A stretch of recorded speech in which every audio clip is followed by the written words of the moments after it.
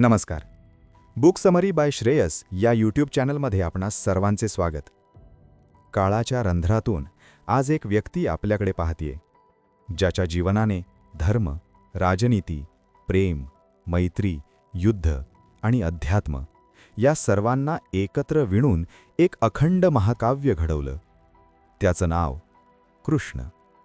यदुवंशाचा तेजस्वी दीप. त्याला आपण देव मानलं, कोणी कूटनीतिज्ञ, कोणी योद्धा, कोणी प्रेमिक आणि कोणी सर्वश्रेष्ठ गुरु. पण शिवाजी सावंतांनी लिहिलेल्या युगंधरमध्ये तो मनुष्य आहे, जिवंत, श्वास घेणारा, निर्णय घेणारा, संघर्ष करणारा. ही आहे त्या मनुष्याची कथा, जिला समजलं तर युग समजतं. चला सुरू करूया. युगंधर. शिवाजी सावंत. मराठी साहित्याला अभिमानास्पद ठरलेलं नाव. मृत्युंजय, छावा, युगंधर, शिवाजी सावंत कथा. मराठी इतिहास व पौराणिक व्यक्तिरेखांना नवं, आधुनिक, मानवी रूप देणारे लेखक. त्यांची लिखाणशैली एक वेगळीच दुनिया आहे. इतिहासाशी नितांत प्रामाणिक पण भावनांनी ओथंबलेली. संशोधनाने धारदार पण मानवी वेदनेने मऊ. युगंधर हे त्यांचं सर्वाधिक ऐकू येणारं, सर्वाधिक गहन, सर्वाधिक तात्विक पुस्तक आहे. हे पुस्तक त्यांनी का लिहिलं? कारण कृष्णाला देवाच्या सिंहासनावर बसवून त्याचा माणूस असण्याचं कविता सदृश्य सौंदर्य आपण विसरलो होतो. शिवाजी सावंतांनी म्हटलं होतं, देवाला देव बनण्यापूर्वी त्याला माणूस म्हणून पाहणं आवश्यक आहे. युगंधर म्हणजे तो कृष्ण, ज्याला सुखदुःख होतं, मोह होतं, अपराधीपण होतं, प्रेम होतं, जबाबदारी होत असे. आणि हाच कृष्ण आपल्या जीवनाच्या सर्वात जवळचा आहे. वातावरण काळं, दडपणारं. मथुरेचा महाल, प्रकाशविहीन. कंसाच्या पापाचं सावट राज्यावर दाटलेलं. देवकी वासुदेव, त्यांची प्रत्येक गर्भावस्था भयानं शोषली जात होती. 6 जन्म बाळ निर्दयीपणे काढून घेतली गेली. आणि मग अद्यापि स्मरणात असलेली ती रात्र. आषाढ कृष्ण अष्टमी. गर्भात सृष्टी हल्ली. वासुदेवाच्या हातात निळा तेजोमय बाळ आला. मुलाला पाहताना देवकीच्या मनात प्रश्न, हा देवाचा अंश आहे की नियतीने घडवलेली तलवार? महलाच्या बंदिस्त कोठड्या अचानक उघडल्या. दारपाल गाढ झोपले. दार स्वतः उघडले. जेलच्या साखळ्या सैल पडल्या. वासुदेवाने पिशवीत बाळ ठेवला आणि पावसात निघाले. यमुना उफारून वाहत होती, जणू कृष्णाचे स्वागत करत. मग ते गोकुळात नंद यशोदेच्या घरी पोहोचले. तिथे यशोदा झोपेत होती. तिच्या शेजारी तिची कन्या. दोघांची अदलाबदल. नंदाच्या घरात देव, देवकीसाठी कैदेत परत. कंसाला सकाळी बातमी मिळाली. त्याने ती कन्या पकडून फेकली. पण त्या कन्येने देवस्वरूप घेऊन सांगितलं, तुला ठार मारणारा आधीच जन्मलाय. कंसाची छाती धस्स.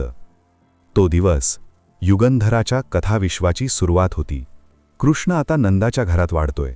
गोकुळात दुधाचा सुवास, मातीचा वास, गोवळ्यांची साध, मोरांच्या पिसातलं सौंदर्य आणि गवळणींच्या नजरेतलं कुतूहल. तो एक चंचल, बोलका, खोडकर मुलगा. त्याची खोडी, माखन चोरून खाणं, गोपिकांना छेडणं, त्यांच्या मडक्यांना दगड मारणं. पण या सगळ्या खोड्यांमागे एक अद्वितीय प्रेम आहे. आत्मीयत्व, आपलेपणा, निरागसता. जशी यमुनेतली कालिया नागकथा. कृष्णाने नागावर नाचत त्याला पराजित केलं, पण मारलं नाही, त्याला क्षमा दिली. हेच कृष्णाचे तत्वज्ञान. शत्रूवर विजय मिळवा, पण त्याच्या अस्तित्वाचं नाश करू नका. वृंदावन म्हणजे कृष्णाच्या बालपणाचा सुवर्ण अध्याय. गोपगोपिकांचा सुवास, वृंदांची सावली, बासरीची लय. या काळात राधा आणि कृष्ण यांचं नातं फुलतं. राधा वयाने मोठी, कृष्ण उत्साही, मोहक. त्यांची भेट म्हणजे प्रेमाचं संगीत. कधी शब्दाशिवाय, कधी नजरा बोलतात, कधी शांतता. शिवाजी सावंतांनी राधाकृष्ण भावार्थ इतक्या सुंदरपणे लिहिला आहे की प्रेम म्हणजे स्वामित्व नव्हे तर मुक्ती आहे. राधा आणि कृष्णाचं नातं प्रेम, विरह, एकरूपता आणि त्याग. ते दोघे कधी एकत्र आले नाहीत, पण कधी दूरही नव्हते. कृष्णाच्या व्यक्तिमत्वातील सर्वात मानवी छटा त्याच्या राधेकडे परत पाहण्यात दिसते. कृष्णाला माहीत होतं, वृंदावन त्याचं शेवटचं विश्रांतीस्थान नाही. तो निघणार आहे धर्मासाठी, राजनीतीसाठी, युग उभारण्यासाठी.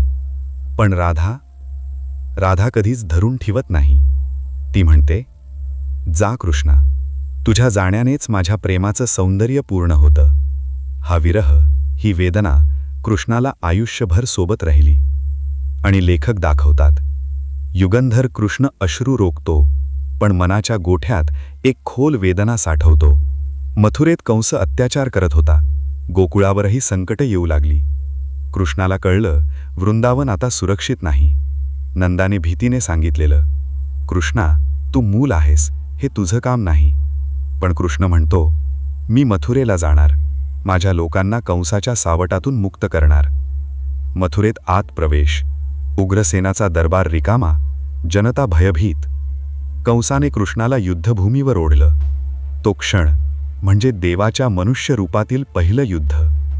कृष्ण त्याला पराजित करतो, कंसाचा वध करतो.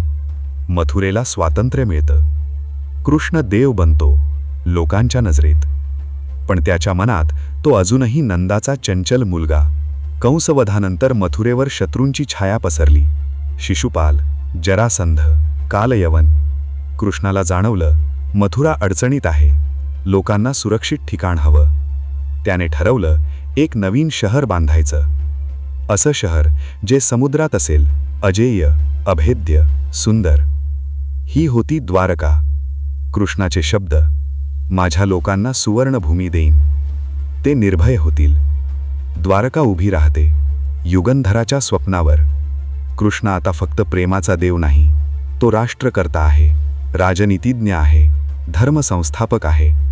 युगंधराची ओळख इथे दृढ होते, तो युग निर्माण करणारा. द्वारका उभी झाली. कृष्णाचं स्वप्न, समुद्राच्या मध्यातलं अभेद्य, सुबक, सुंदर शहर. कृष्ण आता फक्त वृंदावनी खोडकर मुलगा नव्हता, तो राष्ट्रकर्ता होता. राजनीती, कूटनीती, धर्म आणि सत्ता या चौघांना जिथे एकत्र आणून संतुलन राखता येतं, तिथे कृष्णासारखा पुरुषार्थी मनुष्यच उभा राहू शकतो. आता कथा येते भारतातील सर्वात महान, सर्वात गुंतागुंतीच्या टप्प्याकडे, कुरुक्षेत्राकडे. हस्तिनापूर म्हणजे महाभारताचं केंद्रबिंदू. धृतराष्ट्र अंध, पण त्याच्या मनाची आंधळी पाळमुळी संपूर्ण राज्याला बांधून ठेवणारी. दुर्योधन अत्यंत महत्वाकांक्षी, परंतु अहंकाराच्या आगीत जळणारा. पांडव धर्म आणि कर्तव्याचं प्रतीक, पण सतत छळले गेलेले, हक्कांपासून वंचित. कृष्णाला माहीत होतं, हे युद्ध अटळ आहे, पण युद्धापूर्वी धर्म स्पष्ट करणं त्याची जबाबदारी. शिवाजी सावंत कृष्णाच्या संवादात एक सूक्ष्म सत्य उभं करतात. धर्म म्हणजे युद्ध टाळणं नव्हे, पण अन्याय टाळणं आहे. याच तत्वज्ञानामुळे कृष्णाने पांडवांना साथ दिली. द्रौपदी, एका स्त्रीची विलक्षण ताकद, एक ज्वालामुखी. युधिष्ठिराने अकारणच पांडवांचं सर्व काही पणा लावलं. सत्ता, संपत्ती, बंधू, स्वतः आणि शेवटी द्रौपदीसुद्धा. सभेत द्रौपदीचं वस्त्रहरण होताना कृष्णाने तिला अस्मितेचं वस्त्र बहाल केलं. पण कृष्ण मनात म्हणतो, स्त्रीचा अपमान जिथे होतो तिथे युद्ध जन्माला येतं.